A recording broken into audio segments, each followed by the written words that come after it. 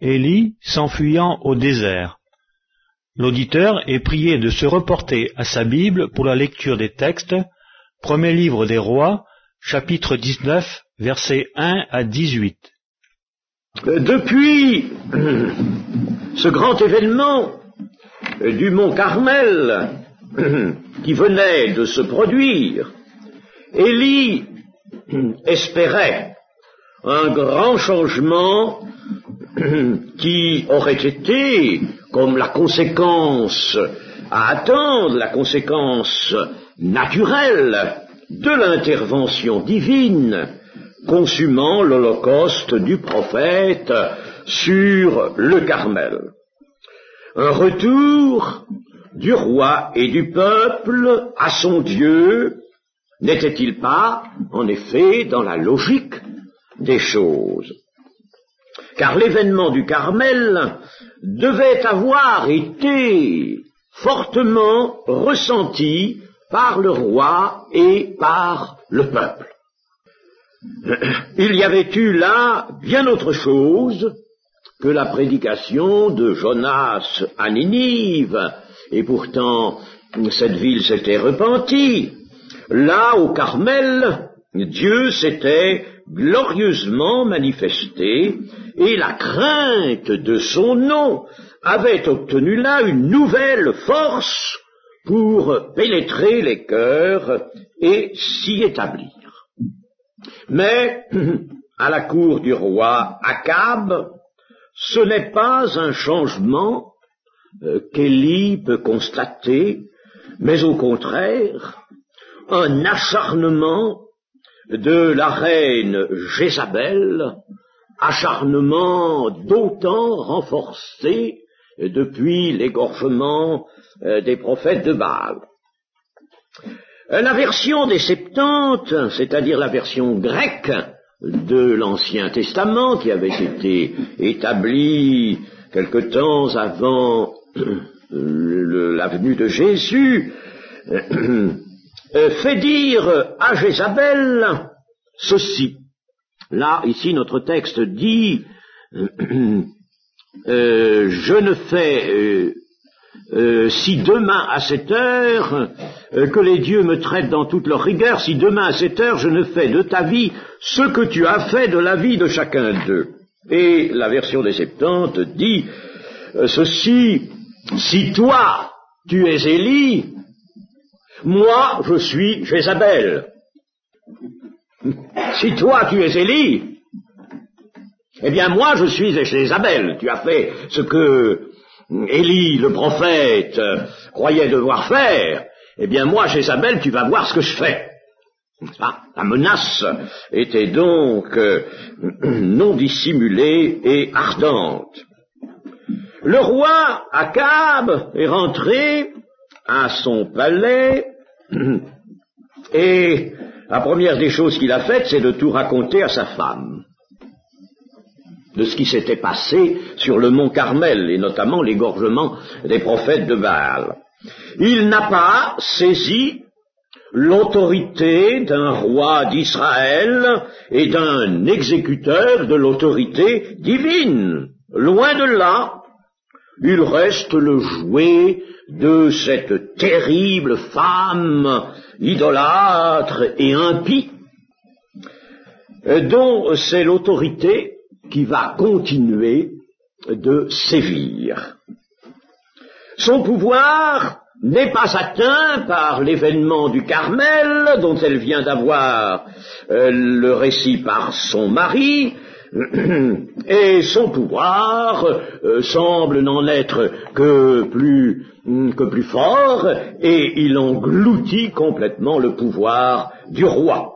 Akab demeure donc cet homme faible, le docile instrument de cette épouse, et capitule à nouveau devant sa mission dont il a complètement perdu la notion. Élie est étonné de tant de lâcheté. Lui qui a couru devant le char d'Akab parce que il le voyait rétabli comme loin de l'Éternel, le roi loin de l'Éternel, et il a eu à cœur, et l'Esprit lui a mis à cœur d'honorer loin de l'Éternel. Alors maintenant qu'il entend cette menace de Jézabel, il est tout étonné de cette lâcheté du roi et aussi de l'audace, de la provocation de cette terrible femme. Alors, Élie, le prophète de Dieu, sombre brusquement dans le plus noir découragement et ressentant au fond de son cœur même de l'amertume, il s'enfuit. Et il s'enfuit pour quoi faire? Pour sauver sa vie.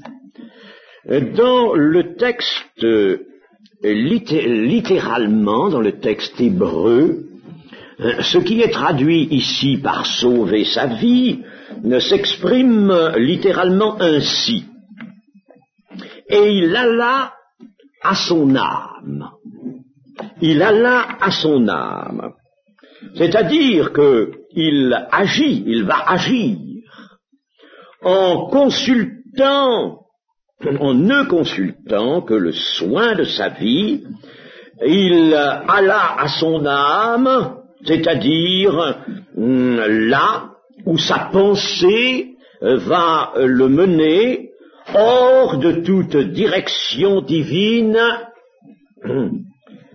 C'est le temps pour lui d'une humiliation cuisante. Nous avons tout de suite là une leçon à recueillir. Il ne faut jamais manquer, je vous l'ai dit en méditant l'Écriture, de recueillir les leçons, et l'Ancien Testament est une gerbe merveilleuse de leçons spirituelles, éminemment spirituelles, magnifiquement spirituelles pour nous, l'Église. Ce sont des leçons, ce sont des messages spirituels, sur un support historique, sur le support constitué par des récits d'événements, de choses qui se sont produites. Cela est arrivé pour notre instruction, cela est arrivé, il y a eu effectivement de tels événements, ils sont relatés par inspiration d'esprit, et tout cela est généreux en leçons spirituelles pour nous. Alors, sachons les recueillir,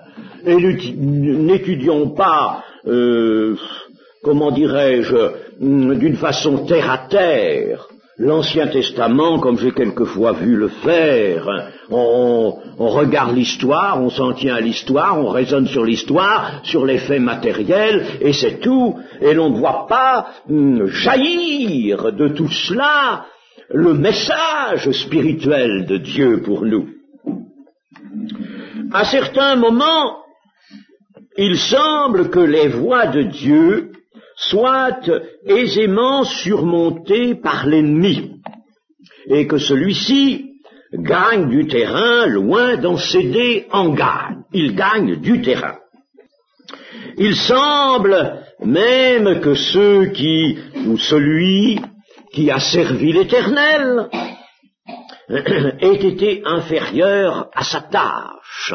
Et c'est bien ce qui arrive à ce prophète Élie, qui va tout de suite dire « C'est assez maintenant, Éternel, prends mon âme, car je ne suis pas meilleur que mes pères. » Ce qui littéralement signifie « Je ne suis pas davantage apte que mes pères à accomplir ton œuvre et ta mission. Je me suis cru. » Et comme de tout le monde, comme bien des gens, il s'était cru, lui, capable de faire davantage que ses pères. Là où d'aucuns avaient échoué ou n'avaient pas pu accomplir véritablement la mission de Dieu jusqu'à son plein accomplissement, eh bien lui, le prophète Élie, partit avec cette force qui était spirituelle, certes, mais aussi, bien sûr, parti en homme, il était un homme de la même nature que nous, il avait pensé sans un orgueil peut-être particulier, mais penser que, recevant cette force de Dieu, ce message de Dieu, y consacrant vraiment toute sa vie, car il y consacrait sa vie, eh bien, il avait pensé qu'il allait aboutir, réussir, où d'autres n'avaient pas réussi. Et il s'aperçoit qu'il n'en est pas ainsi.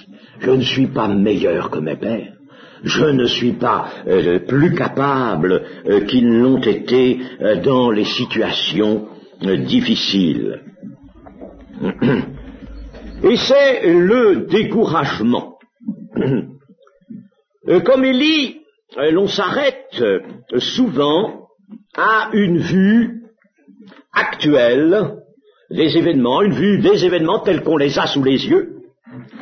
Et ces événements prennent un sens de défaite et non pas de victoire. Alors on s'arrête à considérer ce sens, ce que signifient les événements.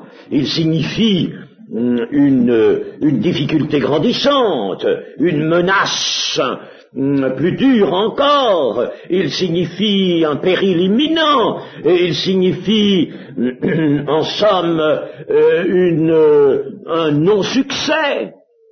Et l'ennemi semble avoir, lui, au contraire, renforcé sa victoire. Et quand on regarde cela, eh bien on est tout simplement dans l'erreur. Et l'on s'écarte des vues de l'esprit. Oh, c'est facile, je ne dis pas ça pour tel membre de l'Église qui serait plus faible que d'autres, je dis ça pour le plus grand prophète, le prophète Élie, je dis ça pour tout serviteur de Dieu, même expérimenté. Il arrivera un moment de sa vie où il se dira, mais vraiment, non. C'est l'échec. Non, ça ne va pas. Nous reculons, nous n'avançons pas. Que se passe-t-il? Et en ne regardant que le sens apparent et actuel des événements que l'on a sous les yeux, on ignore. Et on ne veut pas voir que dans l'invisible, une victoire est cependant remporté. Mes amis, là où il y a sur la terre toute apparence de défaite, dans l'invisible, je dis si l'on a suivi bien sûr la consigne de Dieu, avec fidélité, abnégation, en se donnant entièrement à cette mission bien sûr, eh bien, je dis que dans l'invisible, il y a une victoire. Une victoire qui, elle, n'est pas apparente et qui est remportée même contrairement aux apparences. Et c'était le cas d'Élie. L'apôtre Paul souligne cela dans les Romains, lorsque, au chapitre 11, verset 1, il écrit, chapitre 11 des Romains, verset 1, « Je dis donc, Dieu a-t-il rejeté son peuple ?»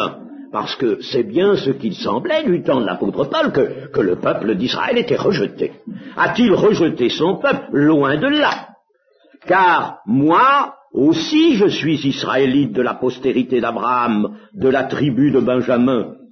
Dieu n'a point rejeté son peuple qu'il a connu d'avance. Ne savez-vous pas ce que l'Écriture rapporte d'Élie? Comment il adresse à Dieu cette plainte contre Israël? Seigneur, ils ont tué tes prophètes, ils ont renversé tes autels, je suis resté, moi seul, et ils cherchent à m'ôter la vie. Mais quelle réponse Dieu lui fait-il? Je me suis réservé 7000 hommes qui n'ont point fléchi le genou devant Baal. Ça, tu l'ignores, Élie. Tu ignores ces choses. Tu ne les vois pas, ces choses. Mais dans l'invisible, elles sont là. Dans l'invisible, depuis ce Carmel particulièrement, eh bien, il y a eu comme un rassemblement, peut-être pas de tout le peuple, non, tu ne le vois pas, mais il y a eu un rassemblement de 7000 hommes qui avaient lutté et qui n'avaient pas voulu céder au penchant de tout le peuple vers l'idolâtrie et qui avaient résisté magnifiquement. Et lorsqu'ils ont vu alors le feu de Dieu descendre sur l'Holocauste, alors ces hommes ont été réjouis et leur fidélité est là comme scellée, tout à nouveau comme garantie. Eh bien, voilà ce qui est arrivé. Ça, tu ne le sais pas, Élie. Regarde les événements.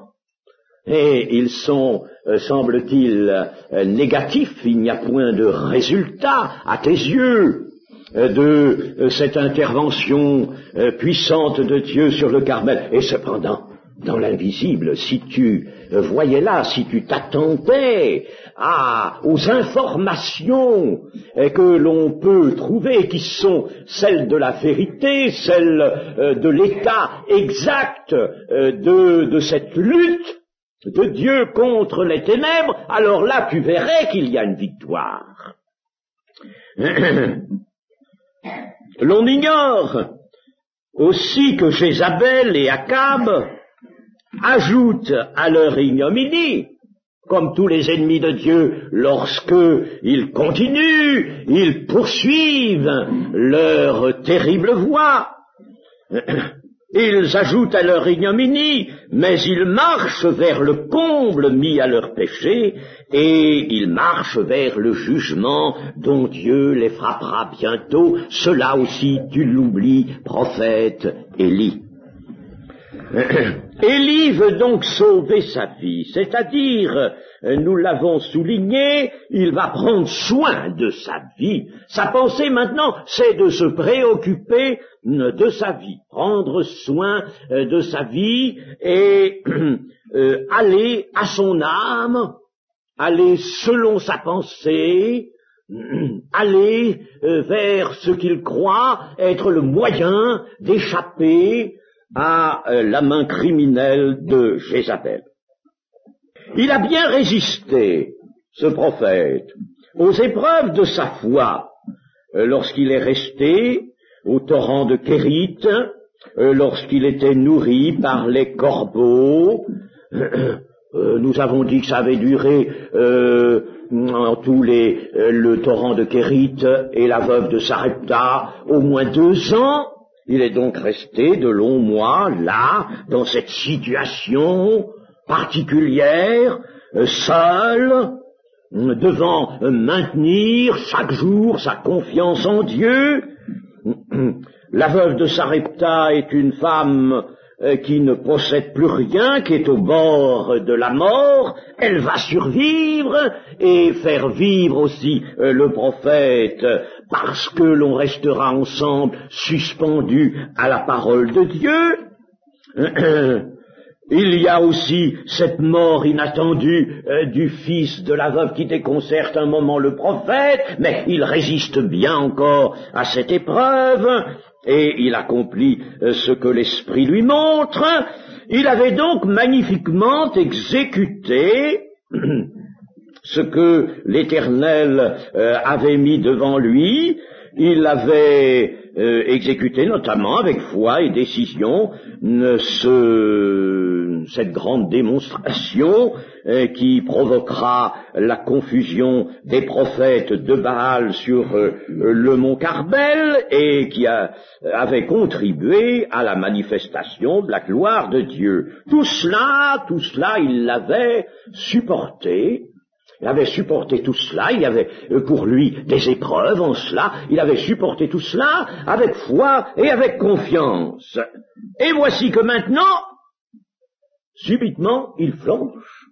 Et voici qu'il faiblit dans sa confiance et dans sa foi.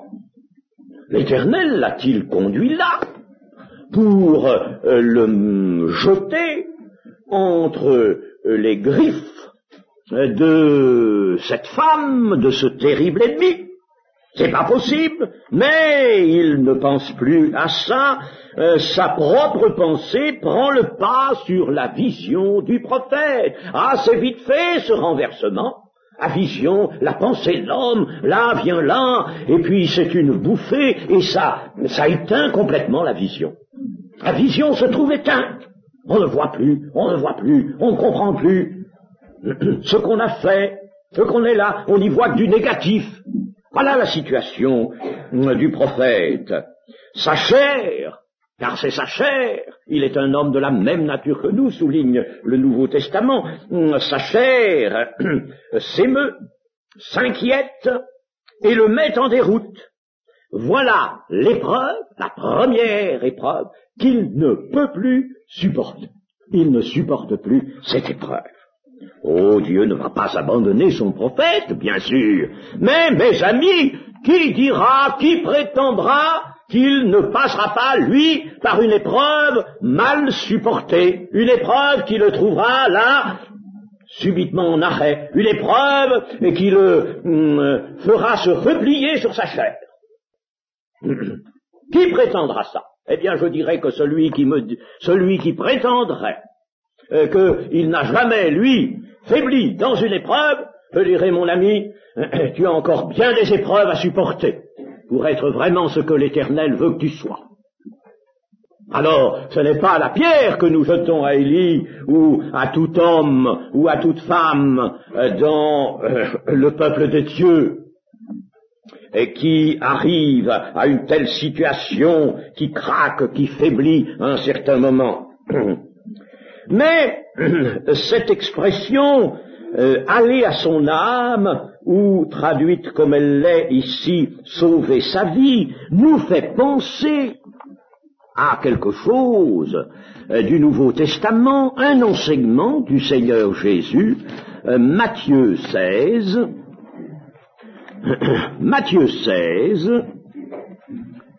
verset 24. Alors Jésus dit à ses disciples, si quelqu'un veut venir après moi, qu'il renonce à lui-même, qu'il se charge de sa croix et qu'il me suive, car celui qui voudra sauver sa vie la perdra, mais celui qui la perdra à cause de moi la trouvera.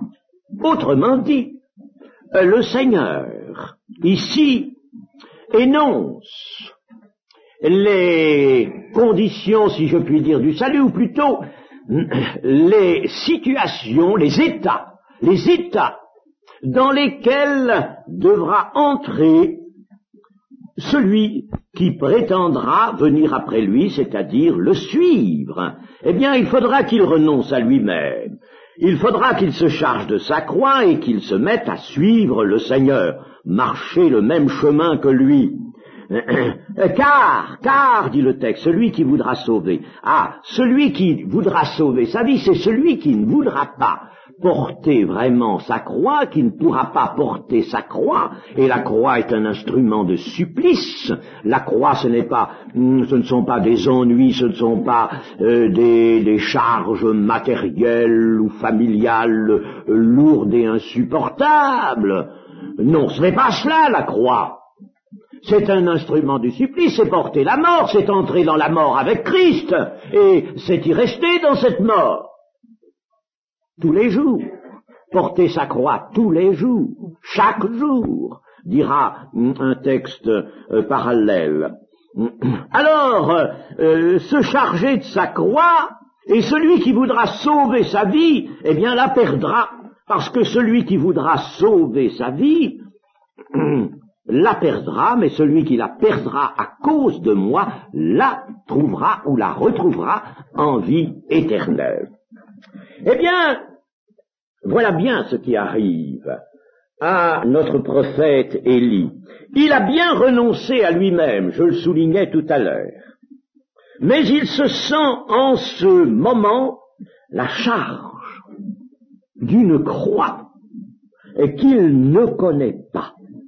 Voilà en quoi cette épreuve a un caractère inattendu pour lui et un caractère telle une exigence, disons telle, qu'il est surpris dans sa foi, dans sa fidélité, et il défaille. Sa foi est là, mais elle ne se sent plus le ressort nécessaire pour traverser une telle épreuve. Il se sent la charge d'une croix qu'il ne connaît pas. Quelle est en effet cette terrible menace de mort? La croix, je le rappelle, est un instrument de supplice. Et la porter, c'est bien porter cette mort avec Christ. C'est bien porter, n'est-ce pas? C'est bien entrer, c'est bien aller dans la mort avec Christ pour vivre en résurrection, en vie de résurrection avec lui. Mais cette croix est lourde, est trop lourde pour ses épaules d'homme. Et nous comprenons la chose. Nous sommes dans l'Ancien Testament. La révélation, je vous le disais ce matin, est progressive. Elle marche au pas de l'histoire, de cette histoire particulière du peuple d'Israël, qui est un peuple de Dieu. Même s'il se détourne, c'est le peuple de Dieu, c'est le peuple que la main de Dieu conduit, c'est le peuple dont Dieu va se servir pour le salut du monde. Le salut vient des Juifs. Nous comprenons tout cela. Et alors, nous sommes là, nous sommes au cours de la révélation. Et les hommes qui vivent au cours de cette révélation progressive, intervenant dans cette histoire au cours de laquelle la révélation de Dieu progresse et se fait jour, eh bien, ces hommes éprouvent des situations qui sont nouvelles pour eux, des situations nouvelles, et ces situations ont un sens prophétique. Ces situations sont le préalable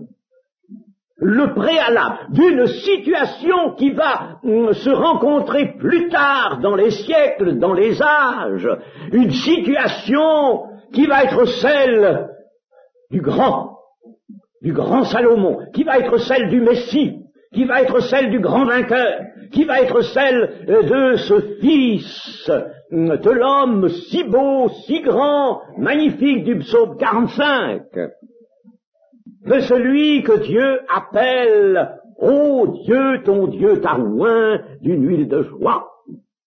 Alors, toutes ces situations sont préalables. Elles sont prophétiques en ce sens qu'elles sont préalables. Ce sont des auxiliaires de Dieu. Et voici qu'ils rencontrent une situation qui prélude, qui est prophétise, qui annonce, mais qui prélude à la situation, la grande situation au cours de laquelle le grand vainqueur va remporter, lui, la victoire définitive. Ce n'est pas à Élie de porter la croix le premier. Ce n'est pas à lui de porter la croix le premier. Un autre viendra pour cela. Mais pour lui, la croix est maintenant trop lourde.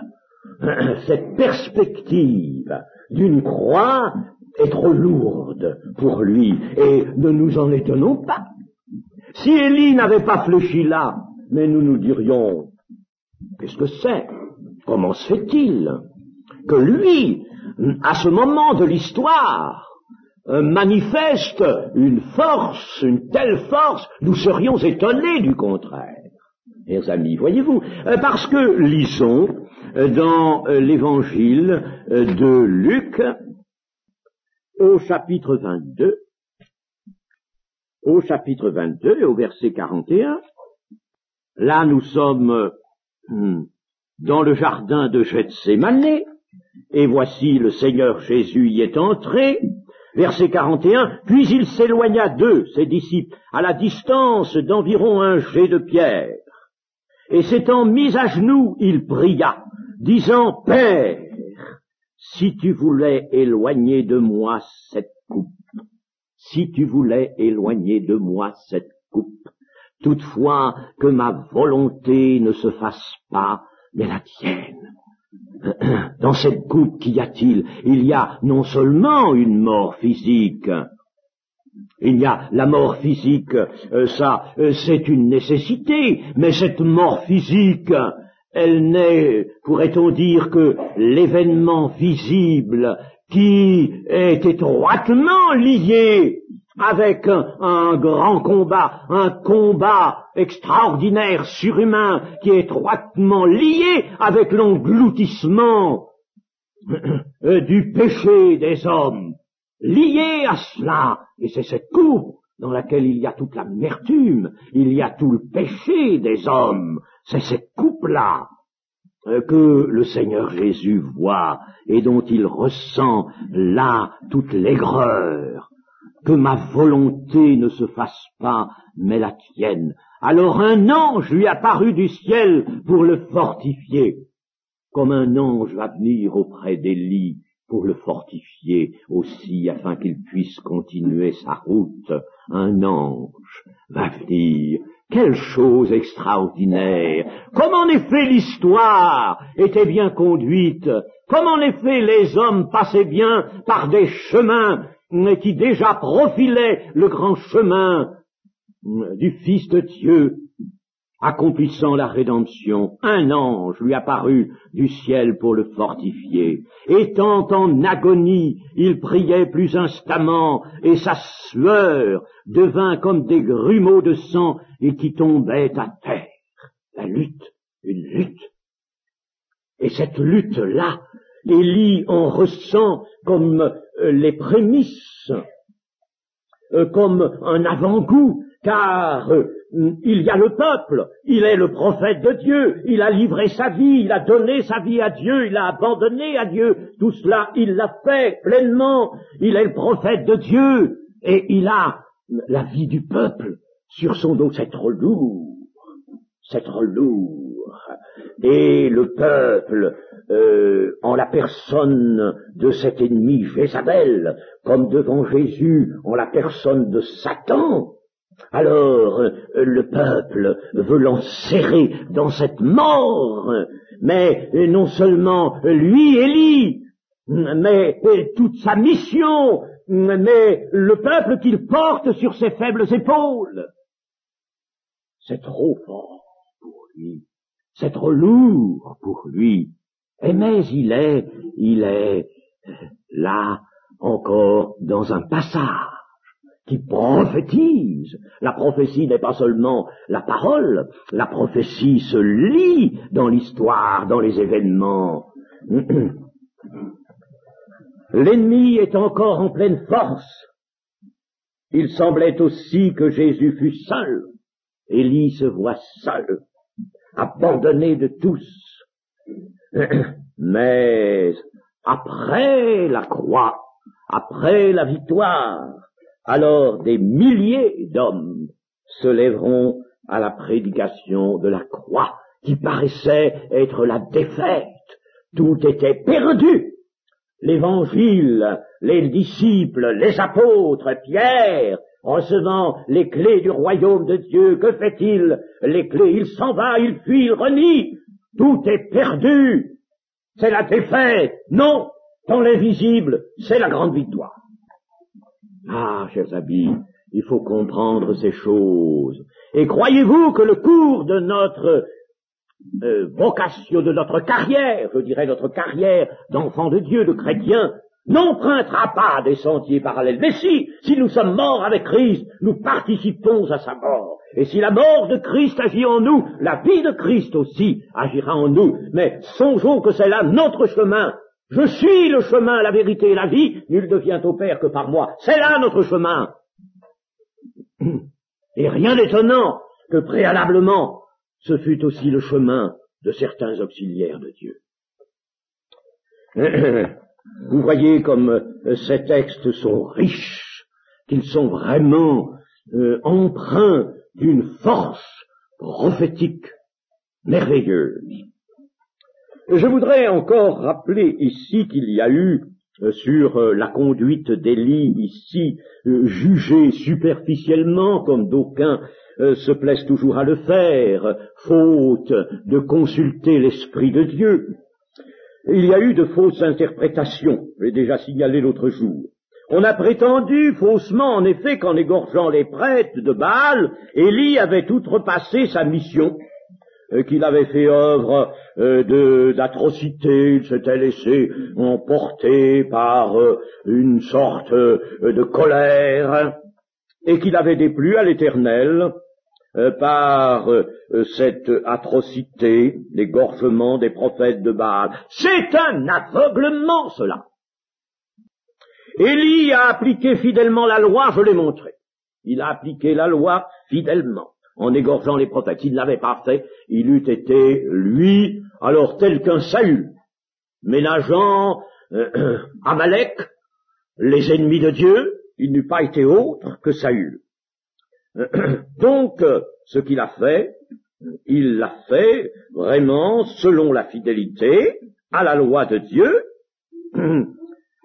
Et la preuve en est, ici, dans ce chapitre, c'est que ce que l'Éternel lui dit sur le mont Horeb, particulièrement le verset 17, et il arrivera que celui qui échappera à l'épée de Hazaël, Jéhu le fera mourir, et celui qui échappera à l'épée de Jéhu, Élisée le fera mourir.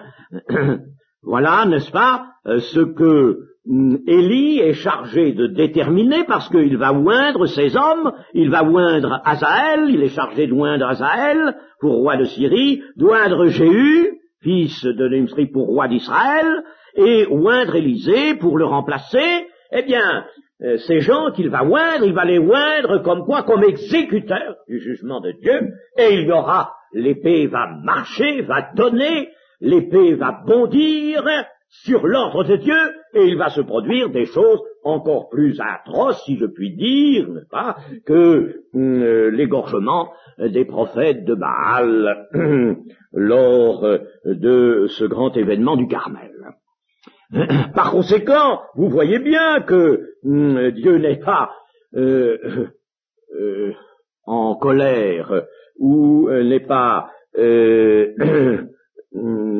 contraire à son prophète, dans une position opposée à celle du prophète, pas du tout, n'est-ce pas, puisqu'il lui commande des événements qui vont être eux aussi terribles ou atroces, humainement parlant, bien sûr, peut-être même plus atroces encore que la mise à mort des prophètes. Alors, ce qui a dit cela, et on l'a prêché, alors là j'en suis vraiment mari, qu'on ait prêché cela, que Élie avait débordé sa mission, n'est-ce pas, ça c'est la critique humanitaire à laquelle certains ont soumis les hommes de Dieu de la Bible.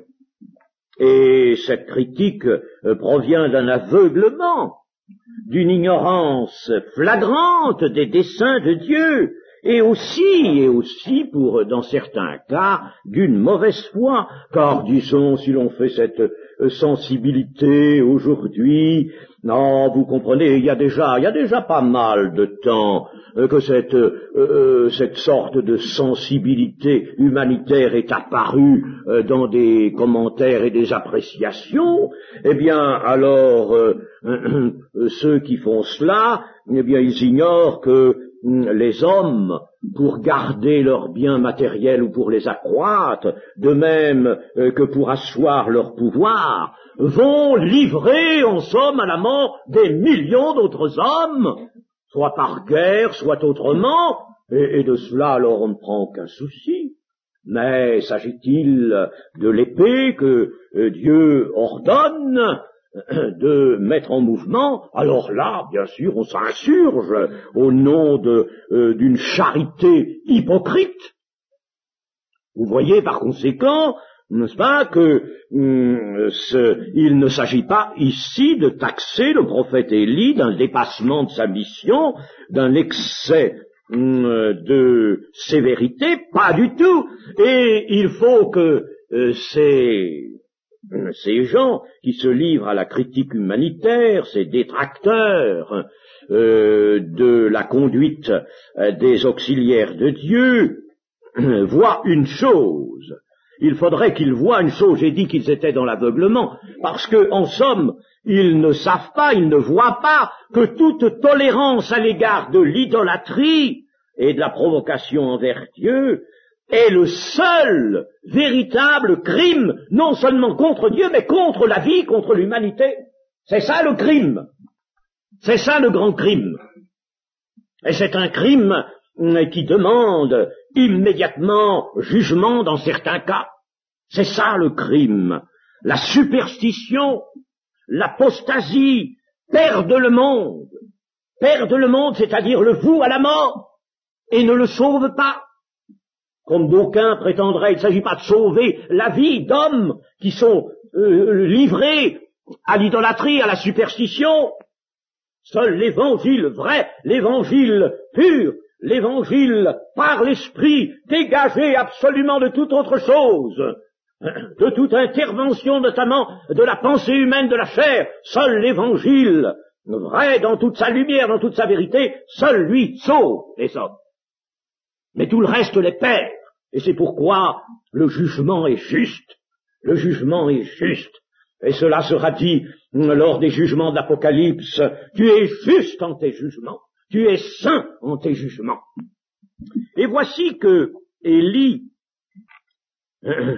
s'engage dans le désert. Après avoir laissé son serviteur à Beersheba, qui appartient à Juda, il s'en va, lui, dans le désert et fait une journée de marche. Va pas très loin de Beersheba, il s'en va dans le désert, le Negev, tel qu'on le nomme maintenant, et il s'assoit sous un genêt, demandant la mort, et disant à Dieu, c'en est assez maintenant, Éternel, prends mon âme, car je ne suis pas meilleur que mes pères. Il se couche, il s'endort sous ce genêt qui n'est que un petit arbre aux branches assez espacées, aux feuilles bien étroites. La couverture de ce genêt est bien maigre, c'est une plante encore de ce désert, mais peu généreuse en nombre et en protection. Et voici que pendant son sommeil, un ange survient, et nous avons dit tout à l'heure, comme à Gethsémanée, un ange est venu fortifier le Seigneur Jésus. Et cet ange place à son chevet un gâteau cuit sur des pierres chauffées, une cruche d'eau, et lui dit, lève-toi, mange. On pourrait dire, mais où cet ange a-t-il trouvé un gâteau cuit sur des pierres chauffées et une cruche d'eau? Demandons aussi où un certain matin, à une certaine aurore, à la pointe du jour, sur la rive du lac de Galilée, où le Seigneur Jésus ressuscité avait-il trouvé un feu et des poissons et du pain? Où avait-il eu cela, le Seigneur Jésus?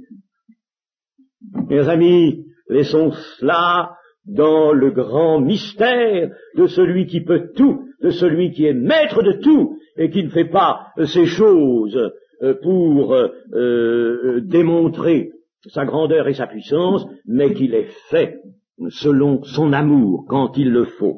Eh bien ici, l'ange apporte donc un gâteau, l'ange va une seconde fois toucher, et vous voyez que l'ange peut toucher. Nous voyons cela en d'autres circonstances. Il touche le corps, il remue un peu Élie, il le réveille. Il y aura un ange aussi qui viendra réveiller Pierre dans sa prison. Allons, lève-toi, dépêche-toi, habille-toi, mets tes sandales, vite, on s'en va. Hein? Eh bien, l'ange donc le toucha une seconde fois et lui commande de manger. Et il lui dit, mange car le chemin est trop long pour toi. Alors Élie se leva, mangea, but, avec la force que lui donna cette nourriture. Car ce gâteau ne pouvait être qu'un gâteau miraculeux. Ah, une nourriture exceptionnelle, une nourriture qui va donner une force surhumaine. Est-ce que le Seigneur n'a pas de ces nourritures-là, mes amis? En tout cas, Il en a pour l'âme, bien sûr, mais il peut en avoir aussi pour les corps. Il peut en avoir pour l'être humain tout entier qui le sert, qui l'aime, et qui ne se détourne pas de la voie droite, de la voie juste. Il peut avoir de cette nourriture de force.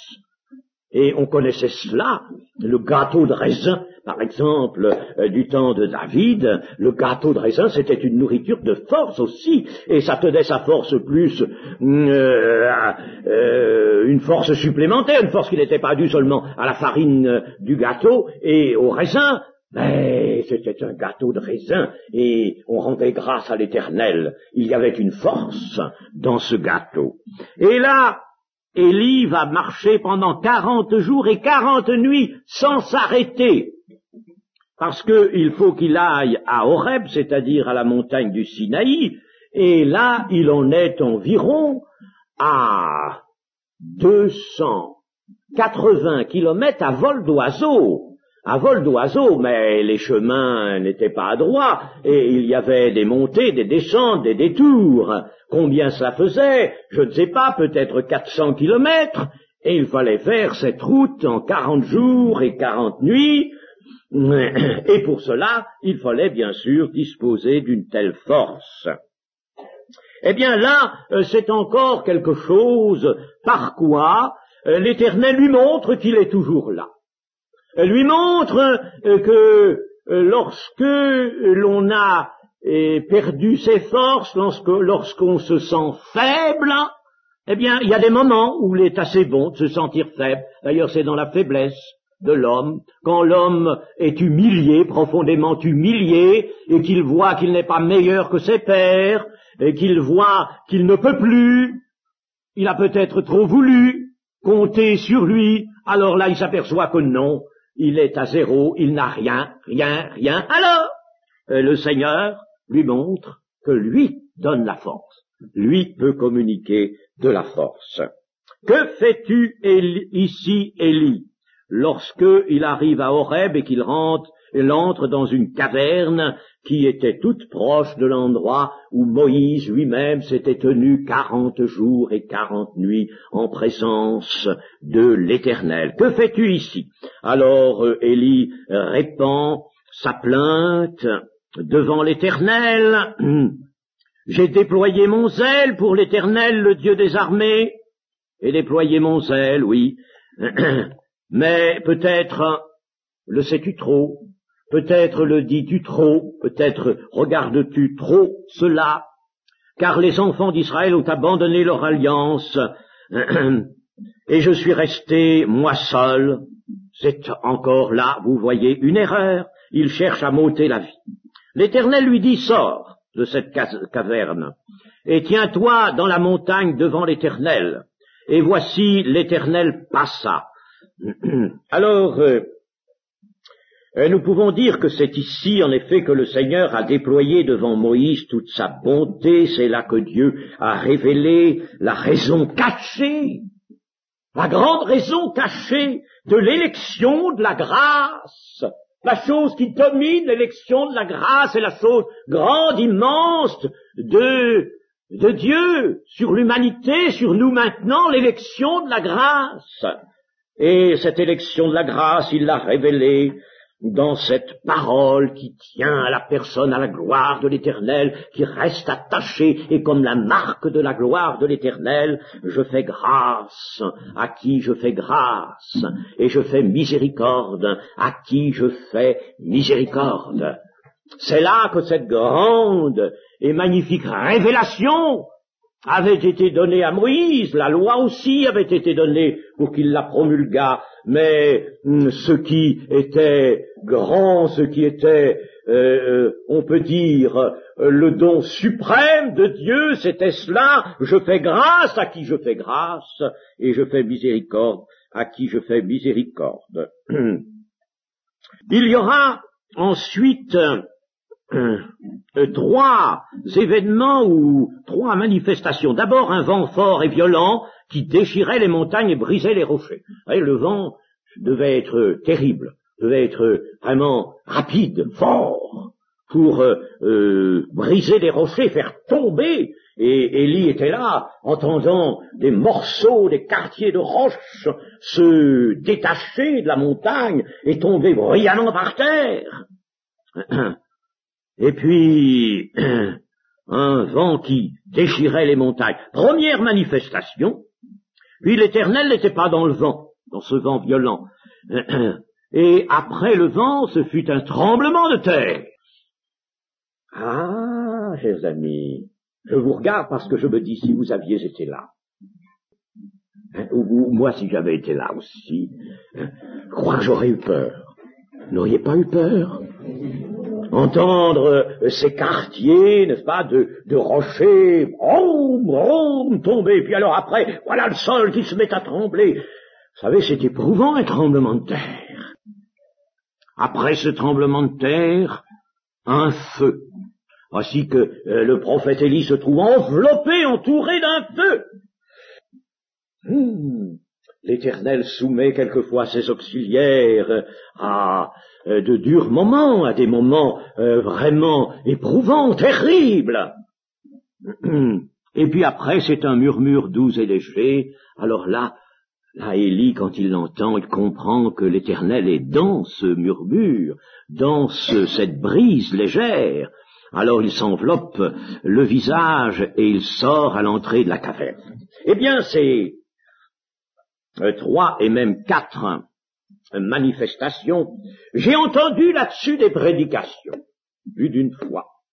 Des prédications de polémique. Ah, c'est une chose qu'il ne faut jamais faire. Se servir de la parole de Dieu pour diriger une polémique, des flèches contre quelque chose dont on ne veut pas. Surtout quand c'est quelque chose dont on ne veut pas, c'est le plein évangile, c'était ce qu'on nommait à l'époque le pentecôtisme. Le pentecôtisme venait de faire son apparition et alors tous ces mouvements évangéliques, frères, baptistes et autres, ils déclaraient que c'était diabolique. Déclarait que c'était diabolique, je vous assure, moi j'ai assisté à cela. Et j'ai entendu de la part de missionnaires anglais, je dis c'est la vérité, plusieurs fois les messages, d'ailleurs ce message là-dessus est devenu classique, figurez-vous, on l'a retrouvé en bien d'autres occasions. Alors, ils disent, voyez-vous, l'Éternel n'est pas dans ce vent violent, l'Éternel n'est pas non plus dans le tremblement de terre, l'Éternel n'est pas dans le feu, il est dans le murmure doux et léger. Alors voyez, les manifestations bruyantes que veut la Pentecôte, que l'on recherche dans ces milieux de Pentecôte, tout ça, voyez-vous, c'est pas bon, l'Éternel n'est pas là-dedans, l'Éternel n'est pas dans les exaltations, l'Éternel n'est pas dans ce grand bruit, l'Éternel est dans les petites prières que l'on susurre. N'est-ce pas? L'Éternel est là, tout doucement. Oh, chers amis, il y a des moments vraiment où les gens ne sont pas inspirés par l'Esprit de Dieu, mais ce serait le cas de leur dire, par quel esprit êtes-vous inspirés? Et j'ai entendu cela, le missionnaire anglais, j'étais là sur mon banc et je bouillais. Je me suis contenu, parce que je ne voulais pas être un scandale, mais je bouillais. Je disais, non, c'est pas ça. Et je me disais, le jour de la Pentecôte, il y a eu un vent impétueux. Et l'Éternel était là. L'Esprit de l'Éternel était dans ce vent. Ici, bien sûr, les choses ont une autre signification que celle que je viens de rappeler et qui est artificielle et qui est celle de gens qui voulaient lutter, défendre leur vue, leur manière et ne pas vraiment se conformer à ce que le Saint-Esprit voulait apporter à l'Église. Alors, la signification, elle est celle-ci, un vent fort et violent qui déchirait les montagnes. Eh bien ça, c'est d'abord ce que l'Éternel ne peut manquer de montrer avant qu'il ne vienne. Il ne vient pas, certes, là, parce que là, c'est la manifestation de sa colère et de son jugement sur le péché de la terre. Il faut d'abord qu'il juge le péché. Il faut d'abord qu'il montre combien ce péché est horrible et combien il est destructeur, comme ce grand vent le montrait. Et puis, après un tremblement de terre, eh bien, il faut que l'Éternel fasse trembler la terre. Il faut, comme l'Esprit le disait à Jérémie, que tu détruises, et puis que tu rétablisses, que tu construises. Ce qui existe sur la terre, il faut le détruire. Il faut absolument, comme cela se fera d'ailleurs au terme des fléaux, il faut que toutes les villes de la terre tombent, tout ce qui a été l'orgueil de l'homme, dit Ésaïe dans le chapitre 2, il faut que tout cela soit démantelé, tremblement de terre, il faut tout détruire. Cela aussi, Dieu le dit, cette leçon-là, il faut la savoir. Avant tout, il faut cela. Après le tremblement de terre, un feu qui va être purificateur. Il faut ce feu purificateur, et quand ces choses ont eu lieu, dans le feu purificateur, il n'y a pas seulement le feu qui brûle et qui détruit, mais il y a le feu qui aussi est le feu de l'Esprit de Dieu. Il faut que ce feu ait son temps et son action, et ensuite vient l'Éternel dans toute sa douceur, dans toute sa miséricorde, dans son amour. Il n'est plus un juge, et comme le dit le prophète Sophonie, lorsque le roi sera là sur la terre au milieu de son peuple, il aura des transports d'allégresse pour son peuple, des transports d'allégresse. Dieu veut se montrer cela, miséricordieux, doux, attentif à nos besoins. Voilà la leçon de ce passage, et elle n'est pas polémiste. Quand Élie l'entendit, il s'enveloppa le visage. Et alors l'Éternel va à nouveau poser cette question à Élie: que fais-tu ici, Élie? Il se peut que l'Éternel nous dise aussi à certains moments: qu'est-ce que tu fais? Tu as choisi un endroit, tu as choisi une direction, que tu as demandé à ta pensée, tu as suivi ta propre pensée, alors où es-tu venu? Tu n'es plus sur le chemin de Dieu, tu n'es plus engagé du tout sur le chemin de Dieu. Alors l'Éternel va lui dire: va, reprends ton chemin par le désert. Et Élisée, alors, sera celui qui le remplacera sur la terre comme prophète. Et Élie n'en sait pas plus sur le moment, mais voilà ce que l'Éternel lui dit: il le remet en chemin, il le remet en route, et nous-mêmes, l'Éternel nous remet en route, en mouvement, et nous dit: poursuis ton voyage sur cette terre, poursuis ce pèlerinage vers la cité de Dieu, continue, compte sur ma force, je te donnerai la force qui te conviendra, mais continue, poursuis le voyage, poursuis la route, poursuis le chemin, il est le bien. Que le Seigneur nous aide. Amen.